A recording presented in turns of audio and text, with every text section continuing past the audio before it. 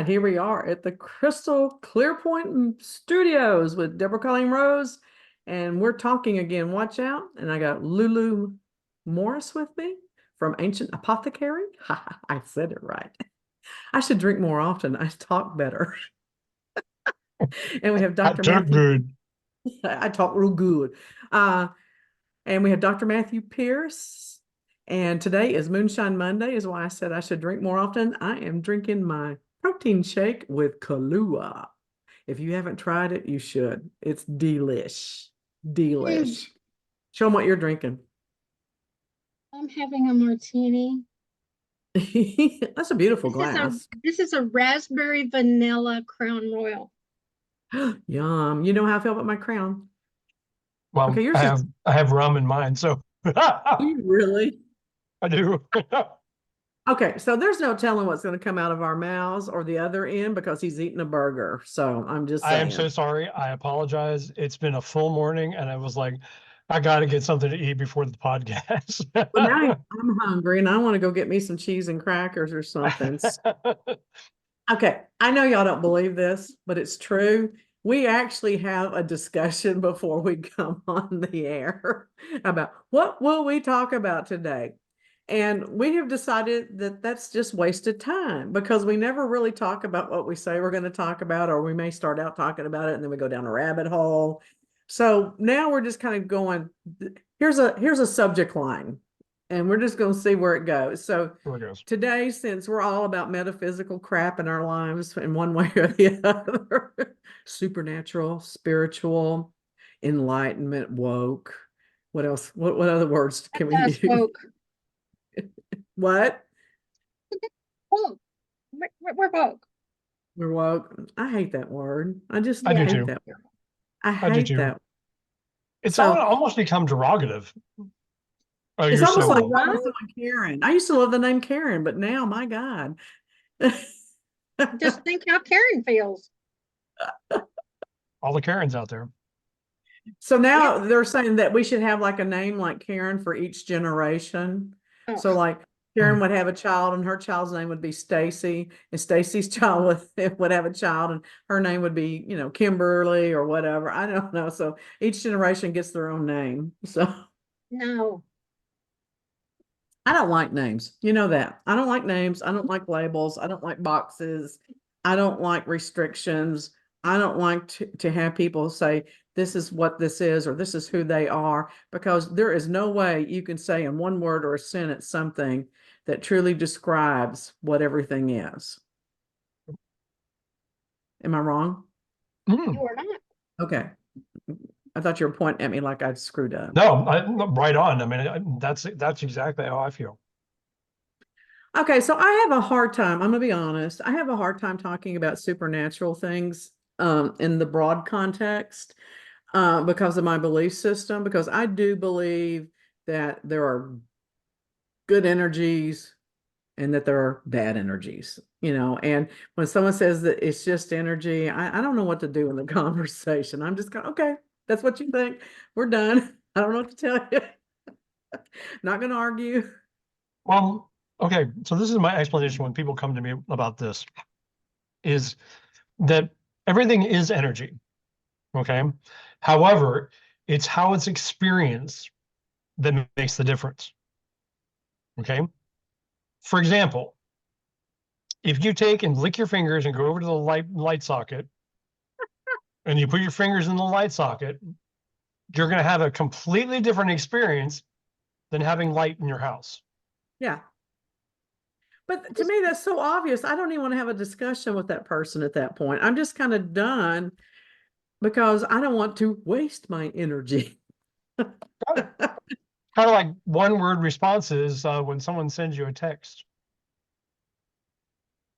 You mean like, yeah? Nope.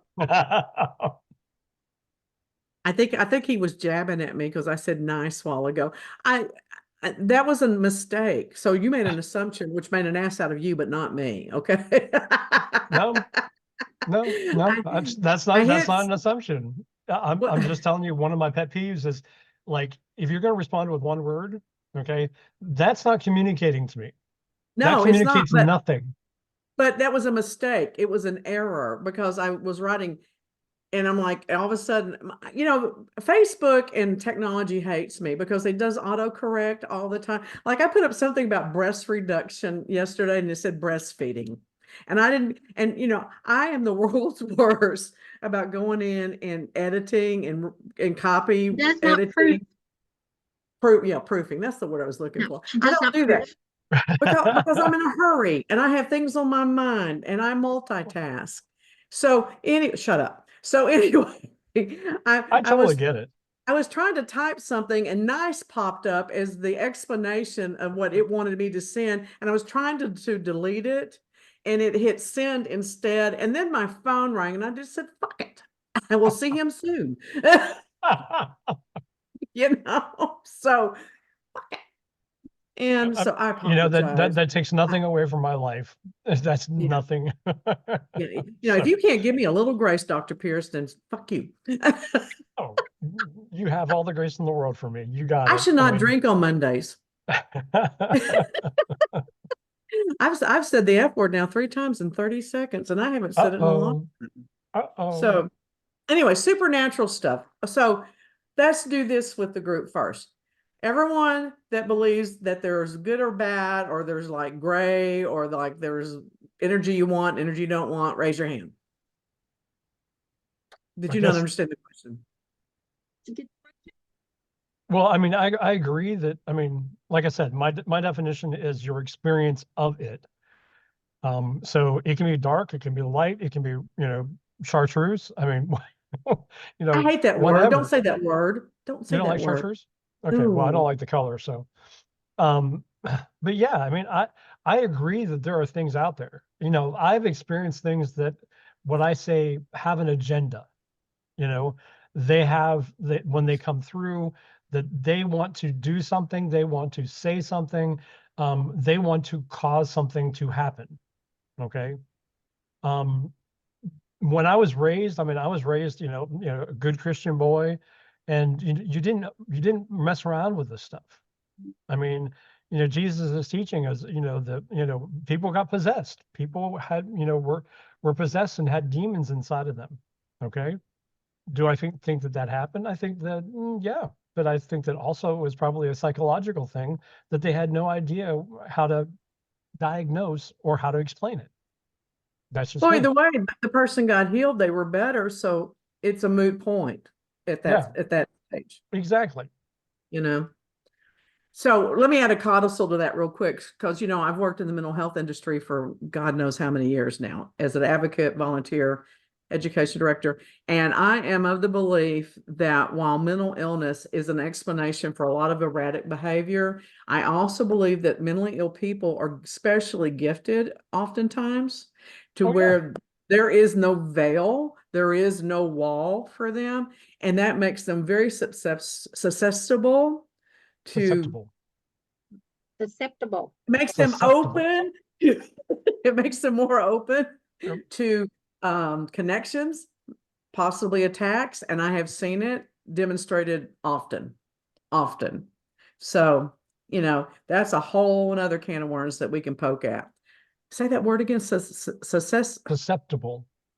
Susceptible. Susceptible. Okay, yeah, there's that P. Okay, because I can see the word in my head. Susceptible. There we go. Got it. Okay. I don't No, speak English. I agree with what you're saying, Deborah. I always think that, those, I guess you want to call them dark, look for the opportunities to take a foothold. Okay. And if you're prepared for it, it doesn't happen. Okay. One of the things that my guides have told me, Aaliyah came to me and said, listen, you have the spark of the divine inside of you. Okay. Nothing can stand against the divine, and so just remember, when something comes to you that, wants your attention, that doesn't feel right, that doesn't feel, that it fits your energy, just say no. Just say no. I have the spark of the divine inside of me, so no, I don't accept this. Exactly. Exactly. So, that's kind of a side street to go on because, people talk about that we're in God's image. If you're going just like basic Christianity, we're in God's image. Well, but I don't think they really think about what that means, because if we're just in God's image and there's nothing, there's no life force there, then we're an empty shell. Okay. Because like if you make a clay pot or, carve something, if there's no life in it, it's just a container. We're not a container. And by being in God's image, we do carry God in us, with us, because of us, that type of thing. And so with basic Christianity, one of the best ways I heard the description of evil, of course, Christians, we give it a name, Satan, Lucifer, the fallen angel. I like fallen angel because I think that's an accurate description. Fallen angels. They were angels. They were thrown down.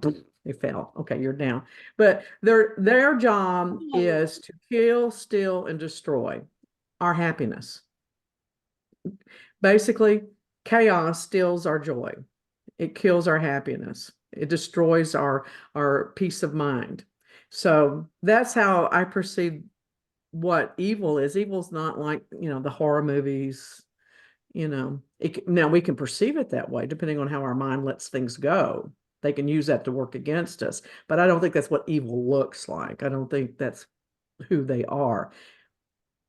Does that make Let me ask you sense? all a question, because I mean, I've had this discussion with people all the time about, what is good, what is evil, what's the difference between, and when you talk about Lucifer, when you talk about a fallen angel, okay, I believe that had to happen.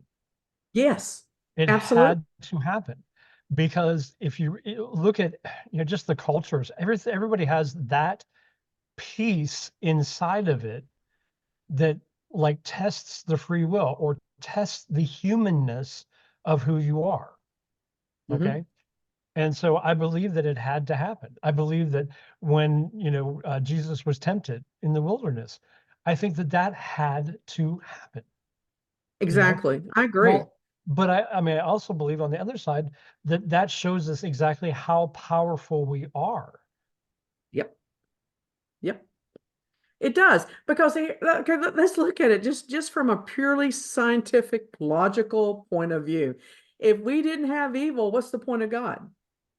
And if we didn't have a choice, I mean, it's all about free will, right? You have to choose love, you have to choose God, or that's the option, and you choose that because it makes for a peaceful journey through this world. If we didn't have a choice, what's the point? And what would have been the point of having human beings if they don't have choices? Because God doesn't need anything from us. He's self-contained. He has no need from us. He doesn't need our ties. He doesn't need anything. What he wants, though, is our love, which is where we have the human connection with God. That's where we have the commonality. We all want love. We can survive without it, but we want it. But how does he know that we truly love him if we don't have anything that challenges that thought and we actually make a choice? So to me, it just makes sense. And so people look at me like I have lost my mind. I know all the time, but particularly when I say that fallen angels are going to they serve a purpose in the big plan, and we really don't know what's going to be their end. We don't know. And I have seen, I don't even know how to describe it. I have seen fallen angels. I've had conversations with them. I have reminded them where they came from, who they are, and have reminded them that I, as a mere human being, can have conversations with God. Certainly they can, because they live in the supernatural. And when I remind them of that, all becomes quiet and it becomes peaceful. Now, if they go to talk to God, I don't know, but they have at least been reminded that that's an option. Right. So, Well, I mean, it's always been a thing. Okay. Evil has always been a thing. I mean, the Catholic Church has a whole division devoted to exorcism. they Okay. do. They And do. they have a library. I mean, they have a huge library of just books on exorcism, how to do it, what's the proper way to perform an exorcism, you know, about demons and what demons can possess and how many demons can possess and, you know, what to look for, you know, signs and symptoms of demon possession, you know, which I probably have about 4 or 5 attributes right now. But the Catholic Church just, I mean, they know, you know, about this stuff. Okay. But the thing is, they don't necessarily preach or, you know, put out there that, you know, hey, you don't have to be. Exactly. Yeah, they don't have to be. I think that is there demon possession? Yes. Okay. But I also feel that the circumstances were there for them to be open to that. Let's hear from the Catholic of the group. What say you? Well, I'm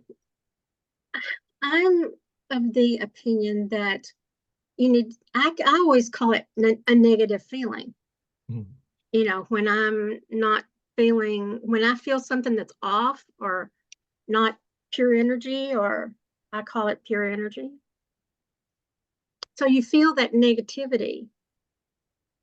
And to me, that means something's lurking. Lurking. That's an evil word. And so What evil lurks in the hearts of men? The shadow. you need to make sure that you're taking care of yourself, that you're grounded, that you are aware of your surroundings. Don't let somebody touch you on the shoulder and get by with it. Yeah.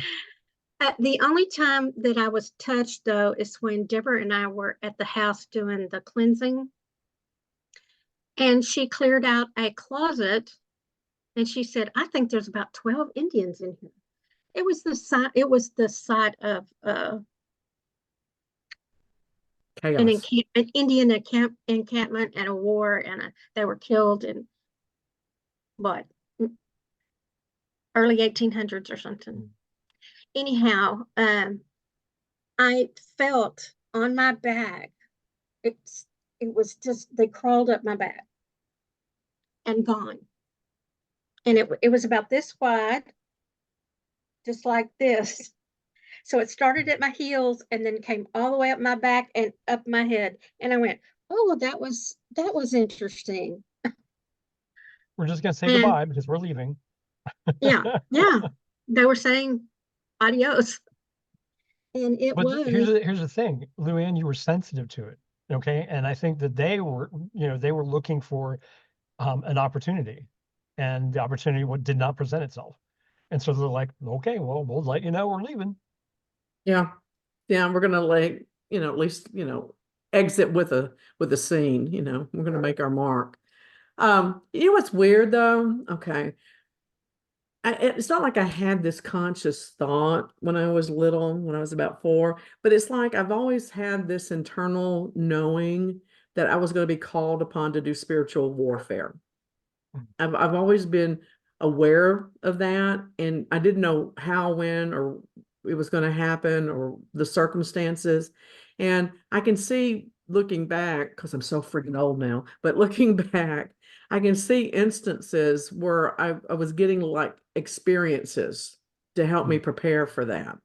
And of course, the past 10 years, I've been doing a lot of it, a lot of it. But I really feel like I got my bones, I earned my bones using mafia talk, helping people with mental health issues and helping to clear them. And it's been really, I don't know, it's been miraculous. That's the only word I can think of seeing people that were deemed to be totally out of control.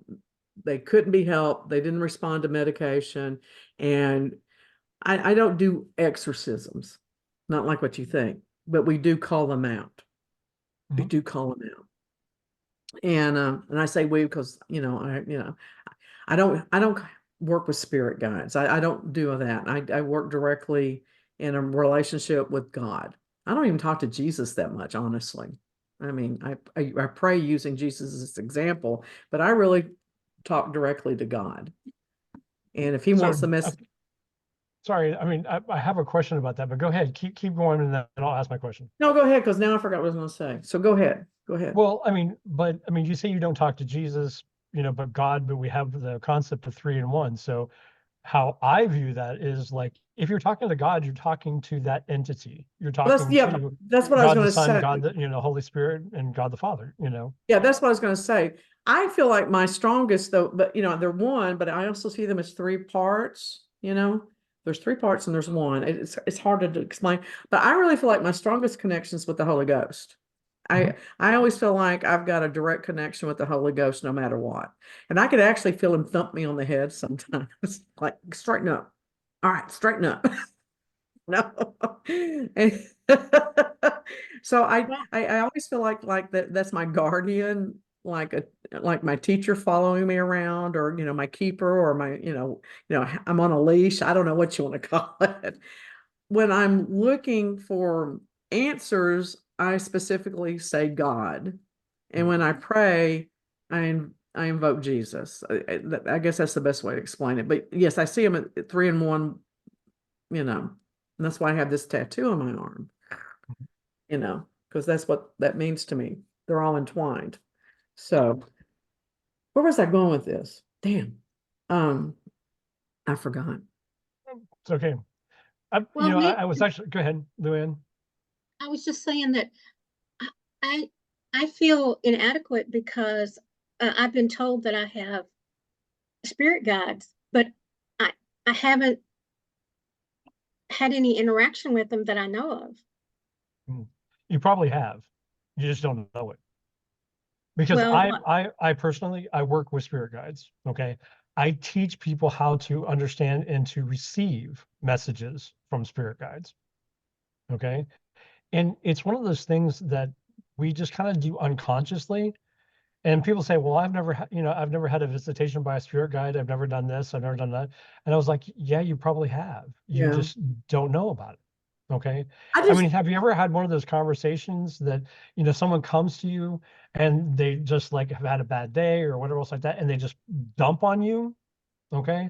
And then all of a sudden something just takes over and you give them exactly the information that they need. mm, And they go, wow, thank you so much for that. right. Okay. And you go, "But what did I say?" Yeah, exactly. Yeah, and you're like, and they're like, can you repeat that? And I'm like, no, because I don't even remember No. what I said. But You I better really hit the believe first. that when you open yourself up to that, okay, and you're open to that advice, it'll flow through you. And so there is a mechanism for channeling. There is a mechanism for, getting in contact with your spirit guides. And, that's what I've taught for years now. Well, well, so can I go out on a limb here and just share with you my weird experience then? Sure. So, um, so in my youth, I did work with spirit guides. That's what I learned to do. I kind of walked away from my basic Christian religion, and I was exploring all kinds of things. And one day I just kind of like had this download of like, why would you trust somebody to tell you something?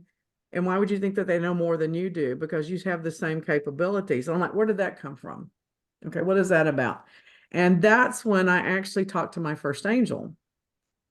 And so, and the message I got, and I'm not telling anybody they're wrong. I'm not telling anybody to quit doing what they're doing. I'm just talking about me. We're talking about me right now. Okay, it's all about me right now.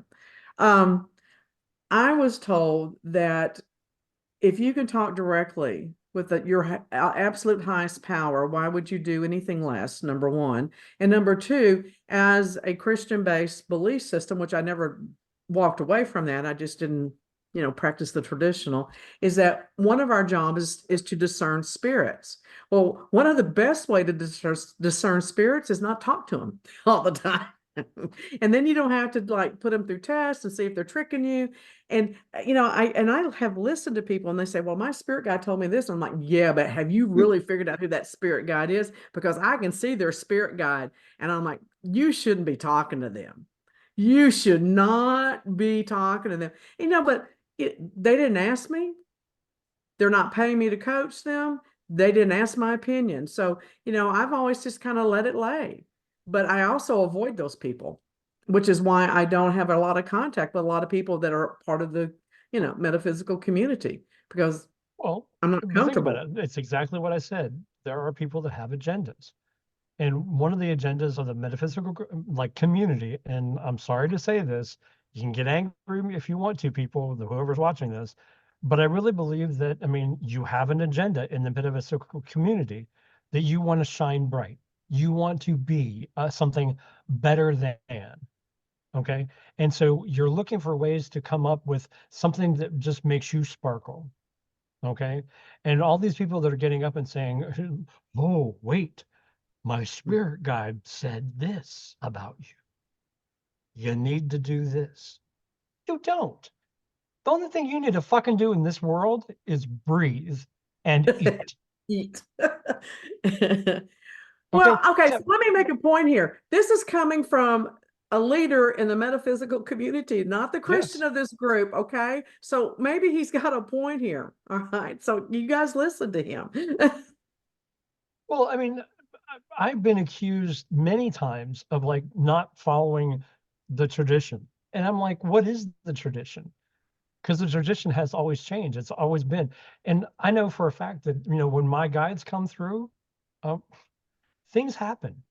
What is the Things happen. tradition? What are you talking about? Yeah, there's no tradition. There is no tradition. But there are people out there that will say that channeling is a gift. No, channeling is open to everyone. Absolutely. Absolutely. Okay? God doesn't pick favorites. He doesn't. Okay. If Absolutely. you're open to it, step into it. Right. Right. I mean, we're all spirits. So, Yeah, we're all you spirits. know, and you may have things that you prefer to do. Like you know what? This is silly, but I pray to God all the time. Please don't let me speak in tongues. Please. I don't want to speak in tongues. I can interpret tongues. I don't mind interpreting tongues, but I do not want to pray in tongues. Please do not give me that gift. I don't want it. Well, hey, you're talking to a Pentecostal, recovering Pentecostal. Okay. I mean, that's one of the gifts I have. Okay. And my father thinks that, you know, that since I have left the church and I have turned my back on the church, which is kind of not true. I believe that there are other things out there, you know, that I would choose to believe in, you know, so I'm not stuck in a strict doctrine. Okay. Right. Speaking in Right. tongues, I feel is a gift. Okay. I And don't like it.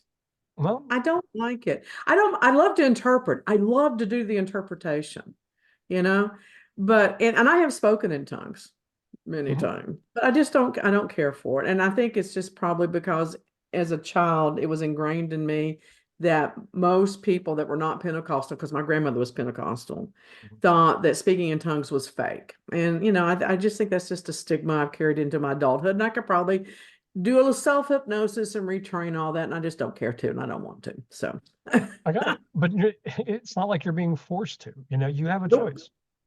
Like I said, Nope. if you feel led to it, you step into it. That's it. You know, I mean, I don't call it speaking in tongues anymore. I just call it divine inspiration that comes through. Okay. I have one guide. She doesn't speak necessarily. She takes and she does a like kind of almost a song. And so Oh, it's like the language of light. Okay.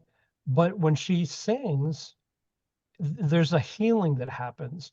You know, people in the group, it's just like they say the experience is that they feel a tug on their heart to open up a little bit. And one person that said it so beautifully, she said she went in there and it shattered the coating of her heart where she that's could feel again, beautiful. you know?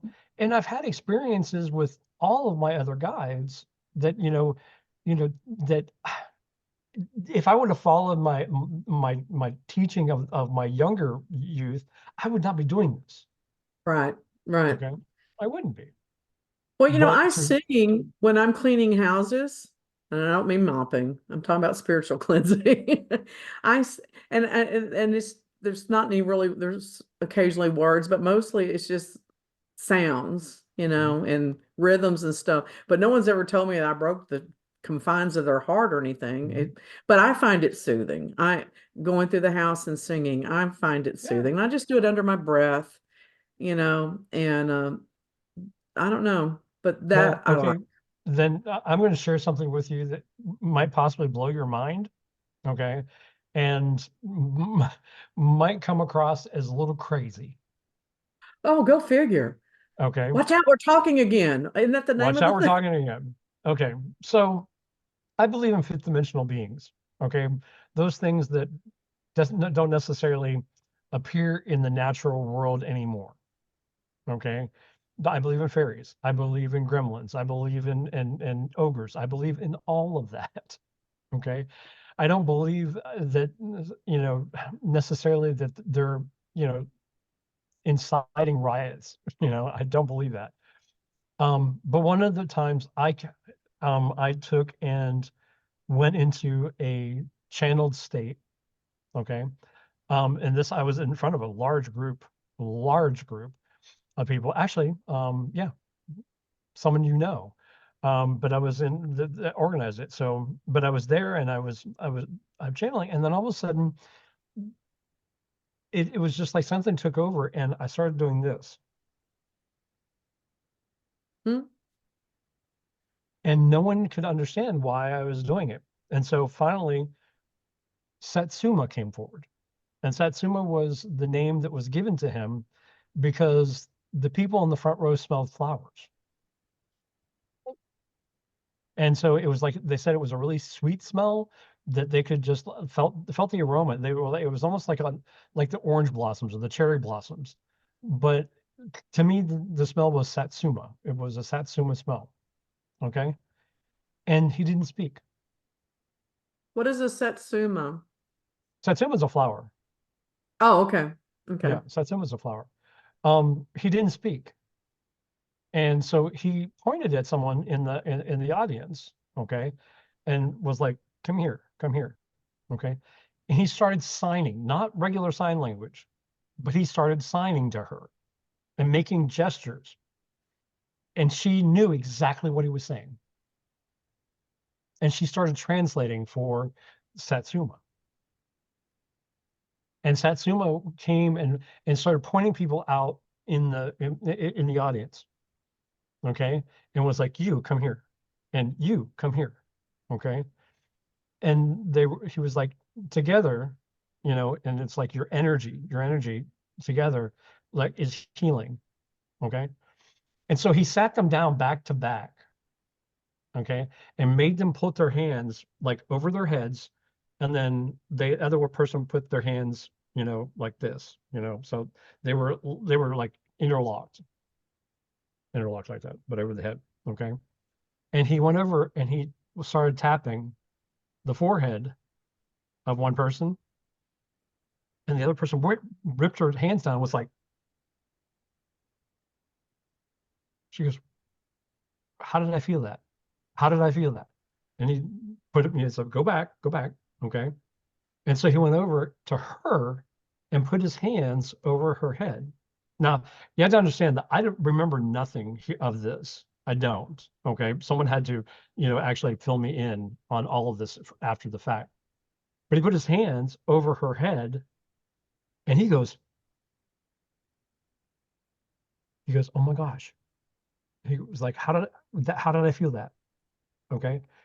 And so what Satsuma actually got, I get the point across to them, is they were to work together because energetically they were linked.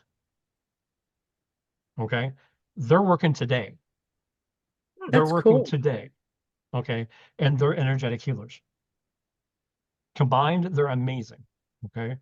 But I've had people that when Satsuma has 100% success rate in calling someone out and telling them what they need, whether it's something in their body or whether it's a person that they need to be paired with. Okay. I mean, he literally pulled two guys out of the audience, okay, and told them they were to be together. Like romantically, told them to be together.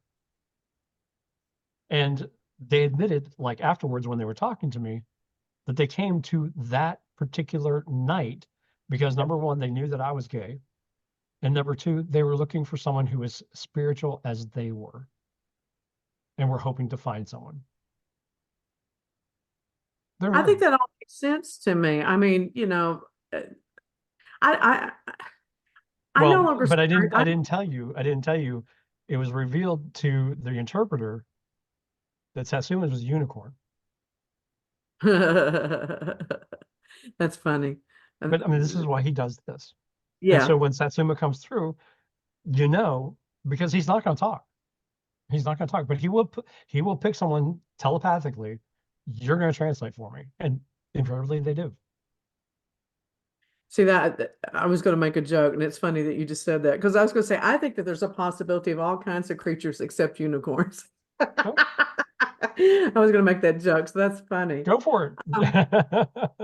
I was just making I have a pet peeve about that because it irritates me that in the King James Version of the Bible that it has the mention of unicorns in the Bible, and that just annoys me. But so that's why I was going to make that joke. So I won't make that joke now. So here we go. Okay, well, I have a question for you. Have you read the book of Enoch?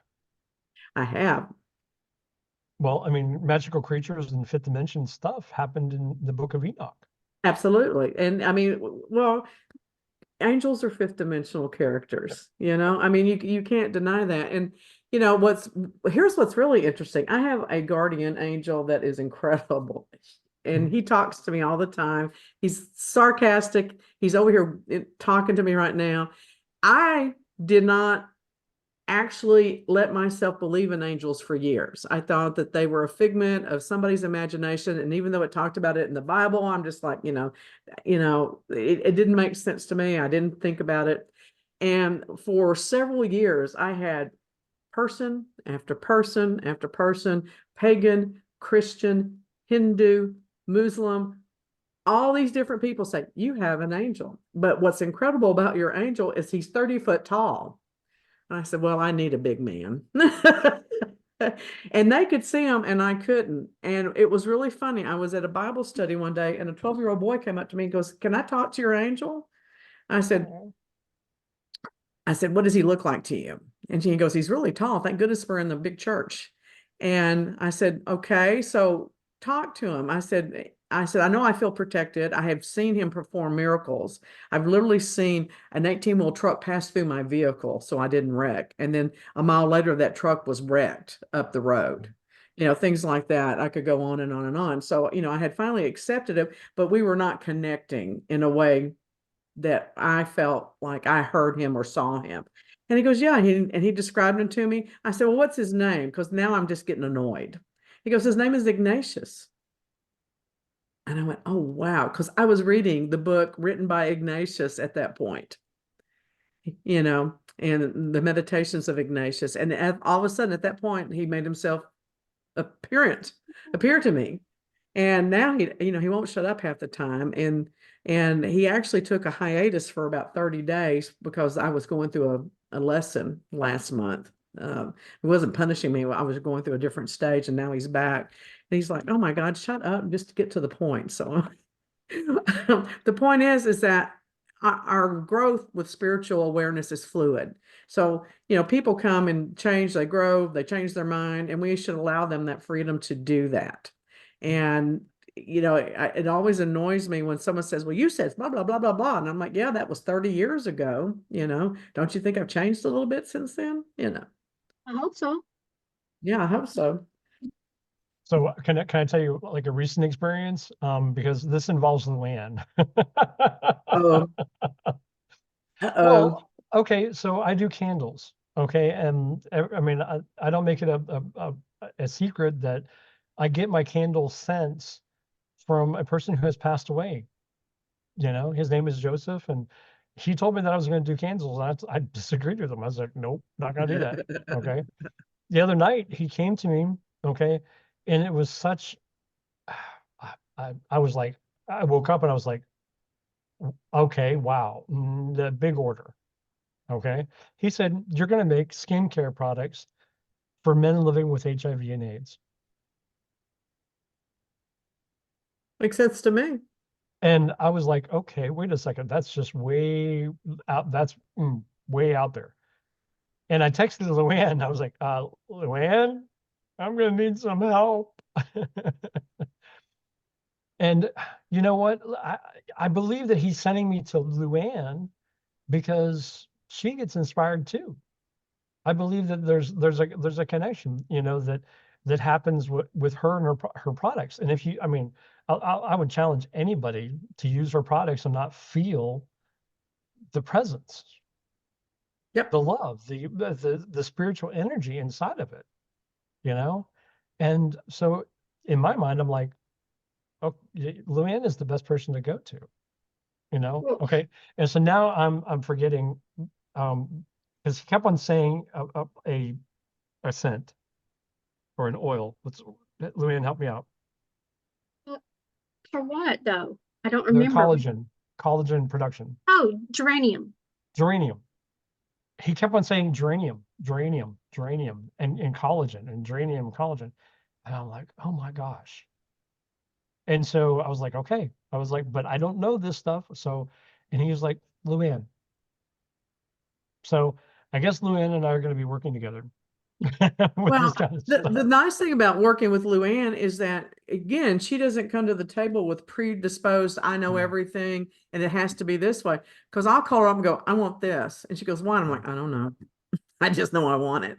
Mhm. And she mixes it up for me, and it always works out beautifully, and I always get wonderful results because she is medically an expert on it. She is scientifically an expert on it, but that doesn't mean the rest of the world cannot get spiritual downloads about what their body needs, and she understands that. That's Yeah. the key. She understands that and accepts that and is willing to let people have the freedom, to explore that. So, Okay. So I have a question, Luann. Have you ever had a spiritual experience that led you to creating a product? I have to say probably Okay. because when I'm researching, things just come to me. Mhm. So I can't put a specific time or a specific how I got the information. I just know I got the information. So, I mean, I would call that a download. What would you call that? Yeah. well, yeah. So, I Okay, so mean, can we go to the dark side for a little bit? sure, why not? So, it's wonderful to have downloads. It's wonderful to have our own spiritual awareness. It's wonderful to grow. But what's the point of that? What do you do with that? How do you use those gifts? And I mentioned earlier that I always felt like I was supposed to be a spiritual warrior, and I do, and I am. So, but I'm always fascinated when people seem to think that spiritual doesn't cross over into the physical. No, it does. And it does. And I've got scars on my body to prove it. you know. And one of the things that I've learned the hard way is, you're talking about earlier about the Catholic exorcism. And I watched these movies. I used to watch them like they were training manuals. And then I was like, that's just not right. Because here's the thing, if the dark side, whatever you want to call it, thrives on chaos, why would you throw water on it and scream at it? Because you're adding to the chaos, No. So what I do is I talk with them gently and lovingly, and I've gotten a lot better results by doing that lately. But I have literally been bitten. I have been scratched. Um, Recently I was clawed, and it went like, if you're looking at your fingers, and the claws were like this long by the depth of the holes in my leg. And the doctor, because I actually got to go see the doctor the next day for my vein treatment, he goes, that looks like an acid burn. So and it's left a really deep scar. Um, I have witnesses to this where I, and I guess it's an antelope head, that was just the skull with the horns on it, flew off a wall and came at my face 20 foot away. And I caught it right here before it pierced my eye. And immediately my arm all the way up to the elbow blew up about this big and turned purple, like it was going to rot off. And the group I was with laid hands on it and prayed, and it went away within 5 minutes. But there was a gift that came with that's always fascinated me. The pain was excruciating. I wanted to die. I literally wanted to die. It was so excruciating. I couldn't, and my mind could not wrap itself around what was happening. I thought I was going insane because it made no sense to my brain. When the pain went away, this peace came over me, and I had a tingling sensation that went up both arms, like when you have a spiritual encounter or something, like Luann was describing, going up her back. Now, anytime I get a download or there's a spirit in the room with me or something, I get that sensation and it stops at both arms at the elbows, which is like, this is my special sign that something's happening. And on that same day, we actually took that head and I'm like, okay, I don't know what's going on with this head. I'm tired of messing with this head. We're going to burn this head. We were at a ranch out in Glen Rose and they were they were burning brush and we took that thing out there. And when we threw it, it was a nice little bonfire and it was just smoking gently. It was really beautiful, nice white smoke, but there were some embers there. When we threw that in there, fire shot up a good 30 feet in the air and turned black. The minute it hit the fire, the pain in my leg was so excruciating, I hit my knees. And I thought, maybe I had a sciatic event or, a nerve event or whatever. When I got home, I had a bite mark on my leg, it looked like human teeth. And my husband accused me of having sex. He goes, that looks like rough sex to me. I'm like, well, how would you know? No, I'm kidding. He knows. But but I had a perfect bite mark on my leg and it didn't heal for 6 months. Okay. Well, I have a question for you because both of you know this. I showed you pictures from the hospital, okay, where I had it looked like a vein that went down my leg, okay. Now, I've now had it confirmed by 2 doctors that doesn't happen. Nope. They told me that I saw my doctor, my primary care physician today. I showed him the picture and he was like, no, they were just marking where the infection was. And I was like, Mm-mm. no, Mm-mm. that was Mm-mm. not put on my body. I was like, it literally turned that way, I don't know. I mean, so you all have seen it. I really believe that I was under attack, that there I was think you were something. poisoned. I think you were poisoned. Mm, Okay. But you don't tell someone that's in the hospital ill that, okay? That doesn't do their mental state any good. But I think you were poisoned. And I think we had a shared experience. Do you think it helped you? I actually think it did. Do you want to talk about that or not? Yeah, I mean, go ahead. I mean, because I mean, I understand that, when we had that experience, okay, now that I'm thinking about it, that's when this started to go away. Mm-hmm. But it didn't start from like the point of like where the infection was at. It started from the other end and kind of like worked its way backwards. That's because you have a blockage. Did that help the blockage, what we talked about? Blockage is still kind of there. Okay. I mean, it's still painful, but it's not as red. It's not as swollen. And so that is going away and it's much better, you know. And thank you, Luann, for your healing balm because that has helped Oh, out yeah. a great deal, a great deal. You got the hands of a 30-year-old woman. It's disgusting with that hand cream that she makes. I got to get me No, some of that. it has helped. I mean, it really has. It has helped my arms from all the phosphorus spots and my legs and everything else like that. So I swear by it, So ancientherbalapothecary.com Yeah. Yeah. for Yeah. a shameless plug. But yeah, I mean, I do believe that shared experience was the start of that healing. Well, I don't want to go into a lot of detail because I talk about me. I like to talk about me, but I get bored after a while talking about me. But Matthew and I compared notes. I told him that I was going to do some long distance healing. I am finding that one of the reasons why I refused tongues is because I find it distracting because I wanted to focus on building my medical healing gifts.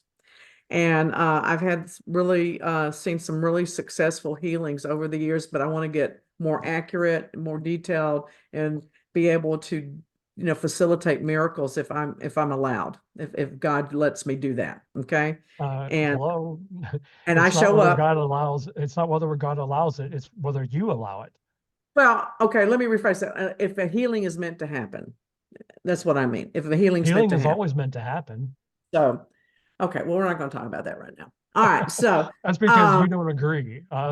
Just because I you don't think that agree there's a is we're bigger not going to talk plan that about it. we don't always know the answers to, and we don't get the answers like we think we should get. That's all I'm saying, you know? Well, I know, I understand that. I understand that. But sometimes, people aren't in a state of mind or a state of openness that they can receive. And so people like you, I mean, come along and open that up for them. Okay. So some people might not be in a state to receive a miracle, but you, by talking to them, by being there, showing up, is the opening for that miracle to happen. Okay, so I'm fixing to change the subject because you're bringing up something that I have to address. So let me just say this. Matthew and I had similar experiences during this healing time. Right. We saw the same colors, we felt the same energy, and I knew there was a powerful healing going on because it literally knocked me back on my bed, not once, not twice, but 3 times. Knocked me out. I mean, it was so powerful, but it was so peaceful. It was so good. So and if that had happened to me 20 years ago, I would have freaked out. But I was just cool with it. But what you just said, okay, so everyone knows I was widowed when I was 25. My husband was a heroin addict. Okay. I loved him dearly, but he was sick. We were going through a very rough patch, and I distinctly remember saying in my prayer, please heal him or take him out of my life because I cannot bear this pain. That was my specific prayer. He was dead the next morning. I went through horrific trauma for many, many months until I finally woke up and go, girl, you ain't got the power to kill him if God wants him alive. And you don't understand what healing is either. Hmm. And I now know this was Ignatius first appearing to me verbally, telling me to get my shit together and open up my mind. And so that's when the process started. But it was terrible. I was racked with guilt and remorse and all kinds of stuff when that happened. And so the bottom line here with sharing that, and there's so much more to that story, but I don't want to talk about it. So, but the bottom line is that we don't know the full definition of healing. No. Okay, that's the bottom line. And it is what it is. And if you're going to participate in healing, you cannot assume that because the person doesn't get up and announce they're cancer free or whatever, that they weren't healed, because you don't know what the healing is for. And second of all, what was the second of all? Maybe I shouldn't do Moonshine Monday. It's hard to be a healer. It's hard. I mean, it's more than just showing up. It's more. And it's being able to accept responsibility for people blaming you when things don't go the way they want it. It's not having expectations, but having intentions, which are different, setting your intentions and being able to do that accurately. So that's all I have to say about that. That's my Forrest Gump. Let me make a comment because I watched God, it's not Bruce Almighty, but the one with Noah. Where oh God, it's a comedy. Where God asks the guy to build the modern day ark. Oh, I haven't Okay. seen that. It's great. It really is. The first one with Jim Carrey was phenomenally funny. I Yeah. loved it. But it was Morgan Freeman. Was it Morgan Freeman that played in that movie? Okay. Well, Morgan Freeman appears to the wife of this modern day Noah. Okay. And she's like, I'm just not having a great time. And, and she like was just, she's had it, she didn't know what to do. And he goes, let me ask you a question. If you pray for patience, do you get it? No. You get opportunities to be patient. Mm-hmm. And then he said one more time, he goes, so if you pray for your family to be together, then you get opportunities for your family to be together. 40 days and or that 40 days and 40 nights. Well, that really stuck with me. I mean, and I was like, that's really deep for a comedy, Yeah. because that's the way, I mean, people think that healings automatically happen. But the thing is, it's like, well, if you pray for healing, then God gives the opportunity to heal, whatever that may be, whether it's medical, whether it's people laying on of hands, whether it's casting out a demon or just being there for someone and talking to them. Sometimes you have to go through a lot of pain to get to the Yeah. end of that healing.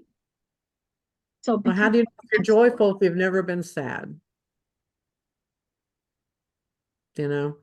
That's how I know I'm a happy person, because I have a lot of reasons not to be happy. and it was kind of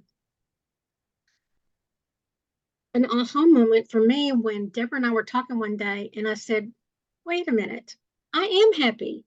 I'm happy. I'm positive. I said, what's the problem is I'm not content with the way things are. Because you had a measuring stick and you didn't measure up to that measuring stick. Throw that stick away, everything's great. Everything's God, great. we all have that measuring stick. We all have that measuring stick. And everything that we do is like, okay, let's take a look here. Does that match my expectations? Well, my big when I learned that lesson primarily is that, okay, so I thought I wanted to be an investigative reporter when I graduated high school. I actually got a full ride scholarship to a very nice college. I didn't go. So obviously I didn't live my dream of being an investigative reporter. And then one day I woke up and I had been in the PI business about 5 years, and I'm having to write this report that wound up being like this thick. And it was, and we had to go to court and blah, blah, blah. And I'm like, I just did an investigative report that's the size of a book. I am an investigative reporter. Yep. I'm not on TV. I'm not in the newspaper, but I'm still reporting investigations. So I did live my dream. I just didn't have it lined up properly. And with the opportunities that I have turned down over the years, I guess I'm a goofball or something, because I've never been money motivated, and I've never been motivated to be famous, because I have walked away from the ability or the opportunities to do that many times. I just like doing what I like to do. And I have been lucky that I have made enough money to keep my family in shoes and Big Macs over the years by doing what I do and liking it. So we don't eat Big Macs. I don't like McDonald's. I don't know why I said that. I don't like McDonald's. Oh, good. I'm a Each your own. Whataburger girl. I'm a Whataburger girl. Whataburgers, what a burger should be. Oh no, you're off subject now. Stop. Oh, that's my job. That's my job. That's my I job. don't know if you were singing the Star Spangled Banner before you showed up. I was. I Oh, Extremely periodic or you patriotic. see by the dawn's early light. Okay. I don't know. I just felt right. Luann, I think she's possessed. I am.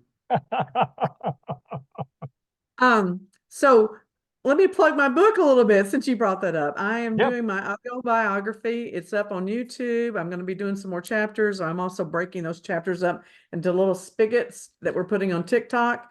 It's called I'm No Angel, but I've Met the Devil. And I'm just trying to tell my life story and the experiences I've had, hoping that they'll either make you think or make you laugh, or like, oh my God, that girl's crazy. Thank God I'm not. I don't care what you think. I don't care. I just hope you find it interesting or entertaining. And I'm also at a place where I'm finding out this is difficult.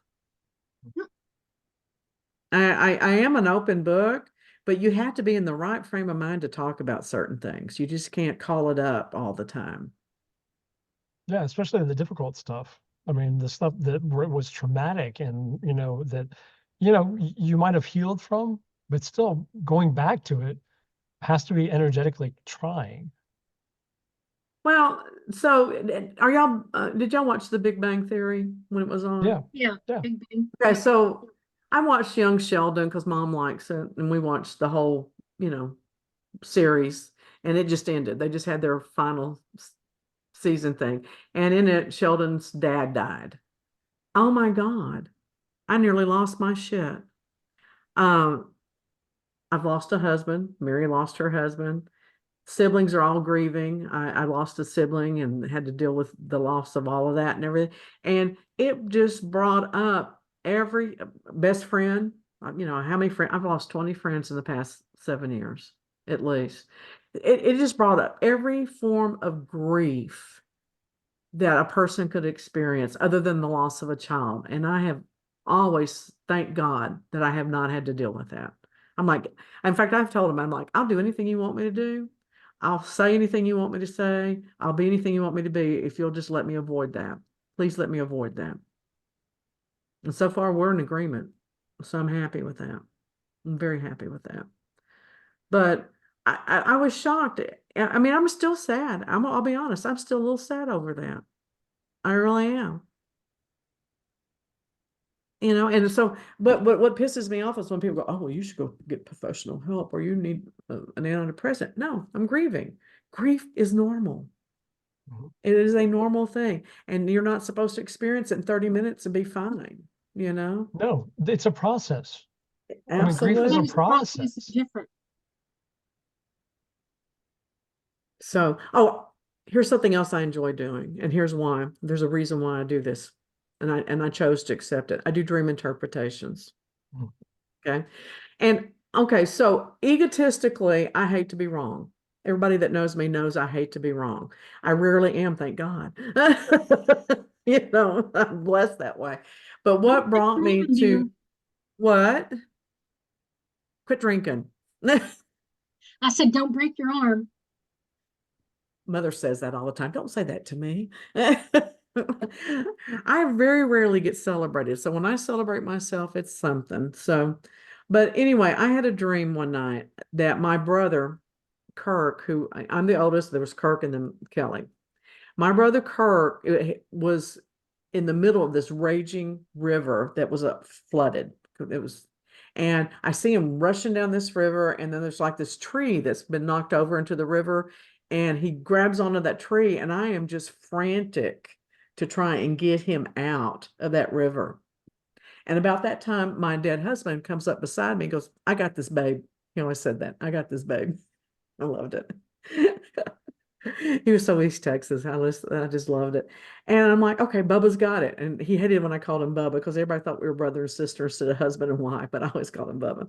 He goes, okay, I got Bubba's got it. And I just knew it. Everything was going to be great. And he did. He jumped in the river. He swam to the tree. He grabbed my brother, put his arm around his waist, and then he let go of the tree. And I went, what are you doing? Come back. What are you? And I'm just screaming. And he looks at me and he goes, I got this, babe. It's okay. We'll be waiting. And I woke up and I looked at the clock and it was 3:13 in the morning. And I said, my brother's dead.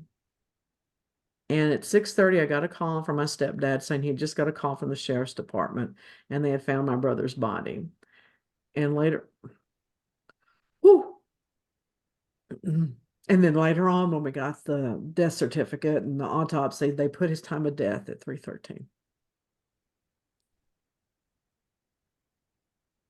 Dreams are powerful. They are so, so powerful. That's how a lot of times that, God, creator, our angels, our guides can talk to us because we're in a state of acceptance. And I believe that when we're in that dream state, that's the state of being safe. Well, and I have no ego in dream state either. Most people don't. I have no ego. And I got a strong ego. I'm the first one to admit it, But I developed it out of protection. I had to be right or I got in trouble. I had to be confident or I would be abused. I had to be what I have become to take care of myself. And I just thank God that most of the time, I've got a few stories, but most of the time I'm motivated to be a good person and to do the right thing. Otherwise, my God, I'd be hell on wheels. So, Well, okay, thank I'm you done. for sharing that. I mean, thank you for like, putting that out there and sharing your emotion with us. I mean, I just really want to acknowledge it takes a strong person to be able to share something that intimate, like with not only Luann and I, but for whoever's listening to this and whoever's watching. Okay. So I just want to acknowledge you for that strength. So thank you. You realize how much I cry on this show, though? This is getting ridiculous. Well, maybe you're thawing out a little bit. I don't know. The Ice Queen? I don't think so. Please. I do think I'm losing my sarcastic edge, though, and it bothers me Why is that? because I like being sarcastic. Well, as long as all of a sudden you just don't go like and put a habit on and walk around praying, and no. I think that you'll always be sarcastic. I think I'd look good in a nun's habit. I should get a nun's habit. I think I'd look good in that. Okay. I do have a huge crucifix. Did y'all ever see the movie The Boondock Saints? Mhm. Isn't that a great movie? It's a great movie. Oh, you got to watch it, Matthew. You got to. You got to. So there's two Irish brothers, and they go around wreaking havoc in Boston on criminals, and they always recite this poem, this religious poem, and they're very Catholic, and they wear this big wooden giant crucifix, and there's a cult following for this movie, and it's got William Dafoe in it, and he's this gay detective that is just wonderful. And this character is just wonderful. And so anyway, I have that crucifix and I take it with me when I clean houses. At least you're taking Jesus with you. Hey, I figured I could beat the shit out of those demons if I have to with it. Okay. My sarcasm's back. Yay. Well, when we were talking about that, the first time that something ever actually happened that I remember, is the day my dad died. Hmm. And I'm sitting there, I had fixed a steak, and Dad's thing was, you don't have it right yet. So he came along, took a bite out of my steak and he said, I think you got it. Huh? I said, thanks. He walks out the door and I hear rumbling and someone talking to me and saying, your dad's not coming back. He's going to die. And I'm like, I got up and went outside. I said, you need to stay here. Like it was going to fix it, right? And he goes, I'm just going across the street. No, you come back. I'm just going across the alley here. I'm not that far. I said, no, I need you to stay. Mm. And I couldn't get, that's all I could get out. Mm. So was that a premonition? Was that my guides yelling at me? What was that? I call it the knowing. It's a knowing. It's just a Well, knowing. the thing is, I always say, like, you don't answer yourself. Okay. And when you question something, okay, exactly where did that come from? Where did that come from? Okay. Mhm. That is something that's trying to get a hold of you. Okay. Mhm. Your ego has one job, that's to protect you. Mhm. Okay. When all of a sudden something foreign comes in, the ego rises up and goes, hold on, something's going on here. Okay. And that's your alert system that guides, angels, whatever is there talking with you or trying to get access to you. Mhm. Okay. And so you just had one of those moments where it was instant access. You're like, oh my God, Yeah, Dad, come somebody was back. yelling. Yeah. Yeah. Yeah. I And hate sometimes they knowing when do. people are going to die, though. That to me, that is the most frustrating thing that can happen supernaturally, because there's no way to stop it or No. prevent it. Mm-mm. And I always know when family members are going to die. I know when most of my friends are going to pass, and it is so heartbreaking. I always ask, why do I need to know this? Mhm. Why? And the only thing I can figure out is I have to prepare. I don't know. Well, and I felt the same way because I said, you're giving me a warning that was 4 hours. It There's sucks. nothing I can do. That sucks. And there's not anything I can do. Um, there is one thing I should have done that I regretted, and I should have gone running out there and hugged him and told him I loved him. Mm. But he and I would have discussions every Sunday. I have this disease, and one day I'm just going to drop dead. We had Mm. these discussions. So, and I knew, but that day I was warned. So my question is this: why do you think it happened? I don't know. I mean, if you want to get into it, I mean, I don't want to, Well, that's what I kept asking myself when it happened. Why are you telling me this when there's not anything I can do? How is it that I'm going to be prepared for this when you tell me this? What is it that I'm supposed to be doing while I'm waiting on the truth to come? Mhm. The well, inevitable. inevitably, there's nothing you could do. Mm-mm. I mean, so your whole thought process, like you're just saying, why are you bringing this to me now when there's nothing I can do? And I guess it was just a heads up I do feel better because prepared when in my circumstances. It takes some of the edge off. mhm, because I didn't know my mother was going to die. So that was quite a shocker. Yeah. Okay, And well, of this course, is a real downer now. well, the other time I had this happen was when a tornado came through Wichita Falls. And I was on the phone to her and she told me she was going. I said, no, you need to stay here because there's going to be a big tornado over there and it's going to blow you away if you go over there. You need to stay home. Yeah, but we just need to go to the Mm. Kmart, because it was right there as you come in off the highway. I said, no, because it's coming through there. Don't go. She got home and she goes, how did you know? She went anyway. All right, I'm going to end this on a funny note. The first person I see when I die, I hope is my grandmother Cochran, my mother's mother. She was very spiritually gifted, and she's the one that really laid the groundwork for me when I was 3 and 4 and 5 years old. Okay. She got me. The first thing I want to ask when I get to heaven is like, were you effing with me? Or did you really see that demon? Because we were talking about angels and demons, and maybe this is why I rejected seeing angels for so long.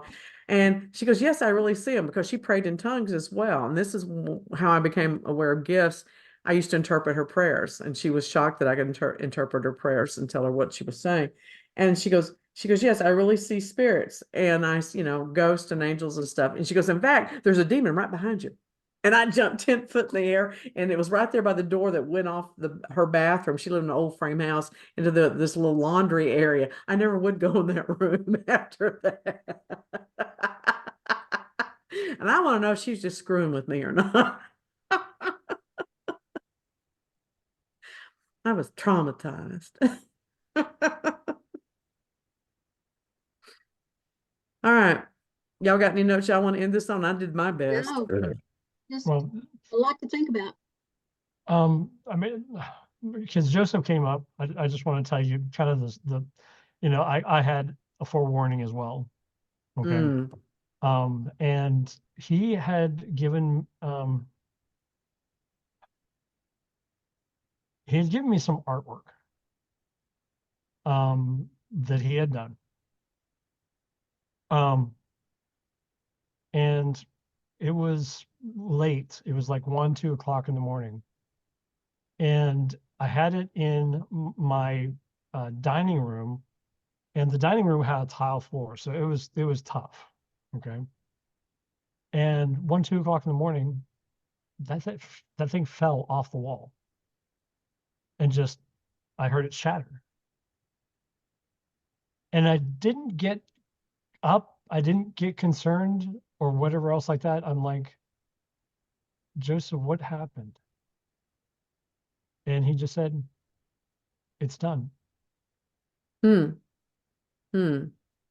And subsequently, taking and with communicating with him and so on and so forth. I mean, he's told me what has happened and why they closed the case and never discussed it any further. But he's very much right there. He's very much present. But I believe that they do give us like little warnings. Yeah, I do too. I do too. There's lots of signs if we pay attention, Yeah. lots of warnings, lots of things. And it's just sometimes it's just hard to decipher from them. And I think this is where people like us and others come into being, that like people can go and say, this is what's happening, and we can share, and other healers can share different perspectives that help open those doors for them. It's like with dream interpretation, I can't interpret my own dreams normally. I'm just clueless. But I've met a gentleman that does dream interpretations. Dr. Pierce does dream interpretations. And so I can share those with him and this other gentleman. And it's like, oh God, I would have totally missed that. That makes total sense now that you brought that up. So that's why it's so important to get out of our heads and into our spirits. So Well, and I mean, these types of conversations, I believe, need to happen more, especially in the metaphysical community, where there's honest communication about what is so, not what you made up, but what is so. Okay. Everybody's going to have an interpretation differently. Okay.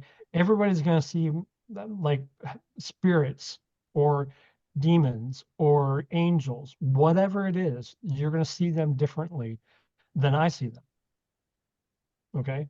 You're going to experience them differently because you have a different set of eyes that kind of experience that energy.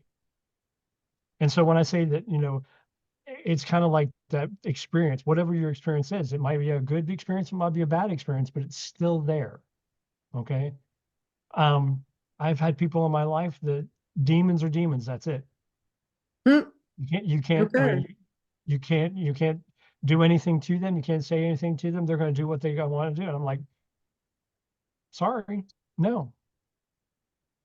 Well, I think that's what the three of us, I think if we had to say, what is our greatest contribution to the world or our greatest gift, I think it's the fact that all three of us can meet people on their terms and their definitions and their ideas, whether we agree with it or not, whether we, relate to it on our own personal experiences. Most of the spiritual clients, the coaching clients I have are not Christians. They're just not, and I think that's true for most people that do actual spiritual coaching. I have found very few true spiritual coaches out there, not to elevate myself. It's just that they they teach people tools like meditation or things like that. But with spiritual coaching, that's really helping the person get in touch to what they believe and how to take those beliefs and apply them to their daily lives. And I don't see a lot of that going on with the people I'm talking to. It may be, but I'm not experiencing it. That's all I'm saying. So Well, I mean, when you say spiritual coaching, I mean, I do spiritual coaching as well. yeah, And kind of the main area that I teach is letting people know that they have power in any situation in their life. Okay. Whatever you're going through or whatever is happening and occurring, you have the power to make changes, course corrections, choices that affect your life. right, right, You know, exactly. So it's really funny. All three of us say the same thing, but we say it differently. And I love that because it shows you how you can take things and use different filters, but you can still get down to the same place. And I think that's one of the things that we do really well on this. All right, I'm exhausted. I don't know if it's Yes, the Kahlua or the emotions or both, but I'm it's a exhausted. little of everything. All right, Lulu, tell them how to find you. Oh, www. Blah, blah, blah. ancientherbalapothecary.com. I also have Ancient Herbal Apothecary on Facebook. My email is Luann, Luann, at ancientherbalapothecary.com. Cool. And I'm what's on the a lot. special product you're selling? What's the special product you're selling this week? This week would be the botanical skin therapy. Ooh, I love that stuff.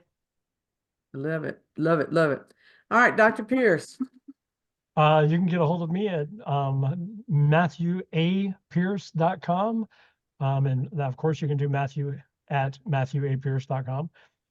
You can also contact me for the business, which is website development and design, at connectionsdesignstudios.com. So connectionsdesignstudios.com. And again, Matthew at connectionsdesignstudios.com. All right, so we have Investigative Solutions Group, my PI business, isgu.com.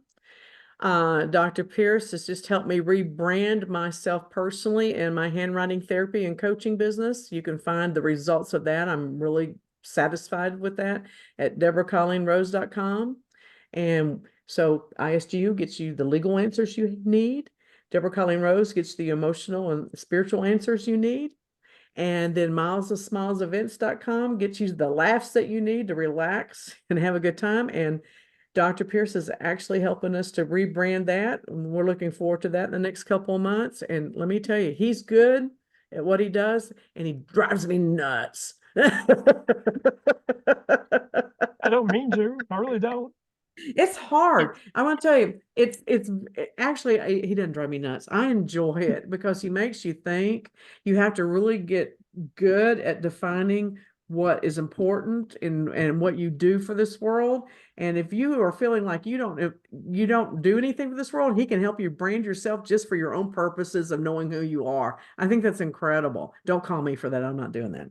So our sponsor is milesofsmilesevents.com, and we're at the Crystal Clear Point Studios, and we are talking again. Watch out, and we will see you guys next week.